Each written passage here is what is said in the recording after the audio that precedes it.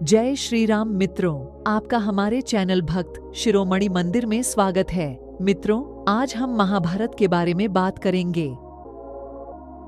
महाभारत दुनिया का सबसे बड़ा महाकाव्य ग्रंथ है, जिसे भारत का सबसे ऐतिहासिक दार्शनिक ग्रंथ माना जाता है।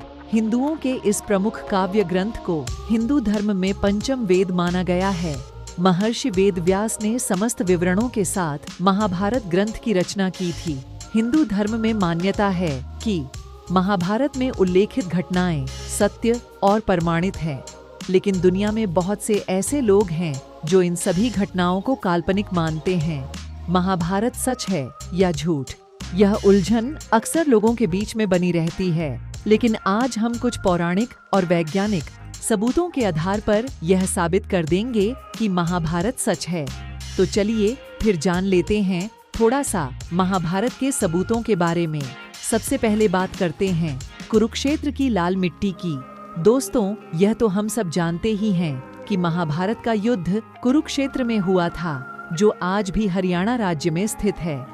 कहा जाता है कि तबाही ला देने वाले उस महाभारत के युद्ध में इतना खून बहा था कि वहाँ की धरती आज भी लाल है।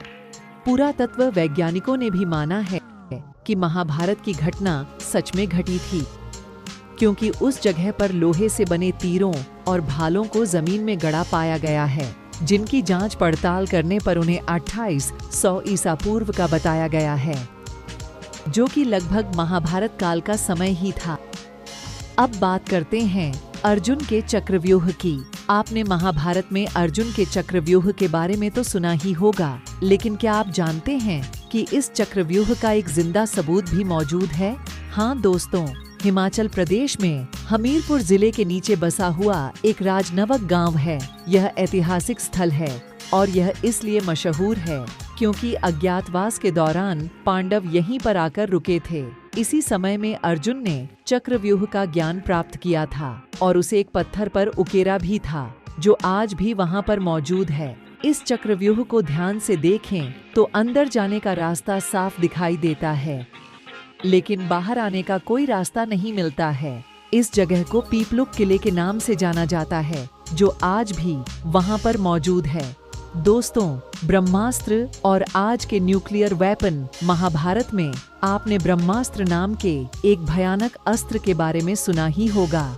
यह अस्त्र धर्म और सत्य को बनाए रखने के लिए ब्रह्मा जी द्वारा बनाया गया था और यह एक विनाशकारी परमाणु हथियार था, जिसे केवल दूसरा ब्रह्मास्त्र ही रोक सकता था, और जो इसे छोड़ता था वो इसे वापस लाने की क्षमता भी रखता था। रामायण में जब लक्ष्मण ने मेघनाथ पर ब्रह्मास्त्र का प्रहार करना चाहा, तो भगवान श्री राम ने लक्ष्मण को ये कहकर रोक दिया था कि अभी इसका उपयोग करने का सही समय नहीं है, क्योंकि इससे सारी लंका तबाह हो जाएगी और बेकसूरों की जान चली जाएगी।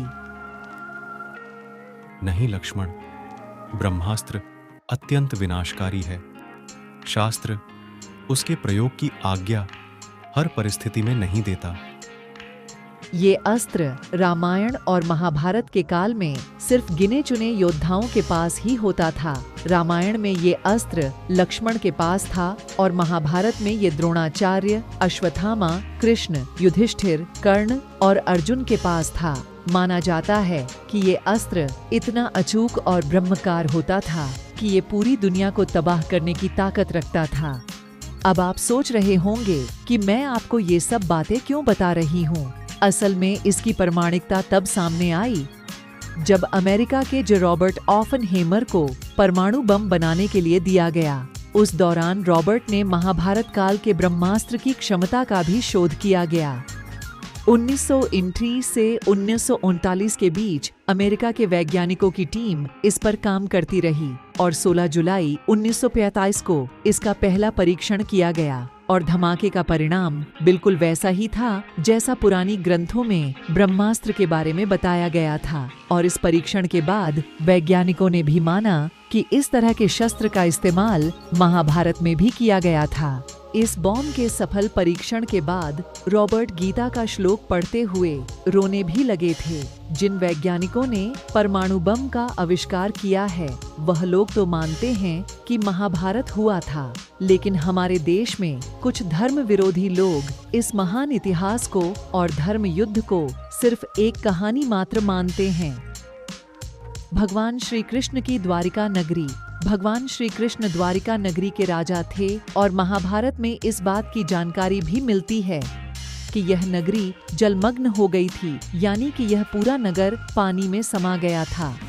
लेकिन आपको जानकर हैरानी होगी कि पुरातत्व विभाग को गुजरात के पास समुद्र के नीचे एक पुराना शहर मिला है और उसके प्रमाणों से पता चलता है कि यह वही द्वारिका नगरी है जिसका उल्लेख महाभारत में किया गया है। तो क्या आपको लगता है कि वाकई यह श्री कृष्ण की द्वारिका नगरी है? अगर आपको ऐसा लगता है तो हमें कमेंट करके जरूर बताएं। केदारनाथ और पशुपतिनाथ मंदिर। पौराणिक कथा के अनुसार जब महाभारत के युद्ध में पांडव द्वारा अपने रिश्तेदारों का रक्त बहाया गया था तो भगवान शिव उनसे बहुत क्रोधित हो गए थे। ऐसे में श्री कृष्ण के कहने पर सभी पांडव भगवान शिव से माफी मांगने के लिए निकल पड़े। काशी में पांडवों को देखकर भगवान शिव वहां से विलुप्त हो गए और एक अपने स्थान पर चले गए। आज उस स्थान को केदारनाथ के नाम से जाना जाता है। शिव का पीछा करते करते पांडव भी केदारनाथ पहुंच गए, लेकिन भगवान शिव उनके आने से पहले ही भैंसे का रूप लेकर वहां खड़े भैंसों के झुंड में शामिल हो गए। पांडवों ने महादेव को पहचान लिया, लेकिन भगवान शिव भैंसे के रूप में ही भूमि के अंदर समाने लगे। तब भीम ने अपनी ताकत के बल पर भैंसे रूप महादेव को गर्दन से पकड़कर पृथ्वी में समाने से रोक लिया। तब भगवान शिव को अपने असली रूप में आना ही पड़ा और फिर उन्होंने पांडवों को क्षमादान भी दे दिया। इसके बाद भगवान शिव का सिर तो भूमि से बाहर आ गया था, लेकिन उनकी देह केदारनाथ पहुंच गई थी। आपको बता दे कि जहां उनका देह पहुंचा था वह स्थान केदारनाथ के नाम से आज भी प्रसिद्ध है और जहां उनका सिर था वह जगह पशुपतिनाथ मंदिर के नाम से प्रसिद्ध है। यह दोनों मंदिर आज भी मौजूद है। अगर यह मंदिर आज भी है तो फिर यह बात साफ है कि महाभारत भी हुआ था।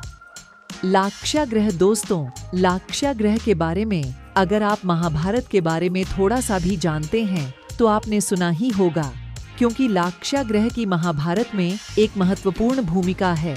कौरवों ने पांडवों को जलाकर मारने के लिए ही लाक्षागृह की साजिश को रचा था, लेकिन पांडव एक सुरंग के माध्यम से सुरक्षित बाहर आ गए थे। कहते हैं कि यह सुरंग आज भी उत्तर प्रदेश के बरनावा नामक स्थान पर मौजूद है। महाभारत को सत्य प्रमाणित करने के लिए कुछ सबूत और भी है, जैसे कि महारथी कर्ण का अंग राज्य। कुंती के सबसे बड़े बेटे दानवीर कर्ण अंग देश के राजा थे, जो उनको दुर्योधन द्वारा उपहास स्वरूप भेंट में दिया था। उस समय का अंग देश आज उत्तर प्रदेश के गोंडा जिले के नाम से जाना जाता है। साथ ही जरासंध द्वारा अपने राज्य के कुछ हिस्सों को कर्ण को दिए जाने की बात भी कही जाती है, जो आज बिहार में मुंगेर और भागलपुर जिले के नाम से जाने जाते हैं। अब इन स्थानों में कितनी सच्चाई है, इसका अंदाजा आप किसी बात से लगा सकते हैं कि उन राज्यों का नाम आज भी वहां पर है जहां कल था, जिसे चाहकर भी नहीं बदला जा सकता।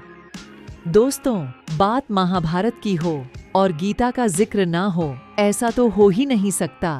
हिंदू धर्म में प्रमुख ग्रंथ के तौर पर भगवत गीता को देखा जाता है। आपने अगर कभी गीता पढ़ी होगी तो आप यह बात अच्छी तरह से जानते होंगे कि गीता के वचन कोई सामान्य व्यक्ति नहीं लिख सकता है। यह बात तो सभी जानते हैं कि गीता के वचनों को श्री कृष्ण ने महाभारत में अर्जुन को सुनाया था, और अर्जुन थे पांडव और पांडव थे तो फिर महाभारत भी था। दोस्तों, वैज्ञानिक खुद इस बात को मानते हैं कि महाभारत हुआ था, लेकिन हमारे देश के कुछ धर्म विरोधी लोग हैं जो इस महान ग्रंथ को सिर्फ एक कहानी मानते हैं। आपको क्या लगता है, यह सिर्फ एक कहानी है या हकीकत है? हमें कमेंट करके जरूर बताएं। हमारे चैनल भक्त शिरोमणि मंदिर को सब्सक्राइब करके बेल आइकन को दबाना ना भूलें। वीडियो के लिए एक लाइक तो बनता ही है दोस्तों। फिर मिलते हैं नई वीडियो के साथ।